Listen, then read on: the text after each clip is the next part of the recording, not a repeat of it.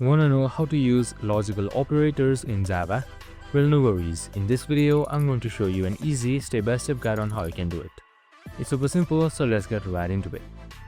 Now, logical operators help us combine conditions in Java. Here we've got a real-world check. We're checking two things. The person's age should be at least 18, so right here you can see, and they should have an ID.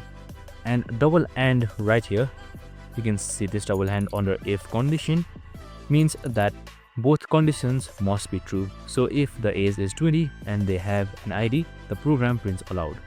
So even if one condition fails when you're using double AND, then error comes in. Other useful operators are double OR, that goes like this right here. So you can just simply note it down. This is an OR symbol, and also exclamation. So exclamation defers to not. And that's it. I hope this video helped. If it did, make sure to like, subscribe, and tune in with us for more of these videos. See you in the next one.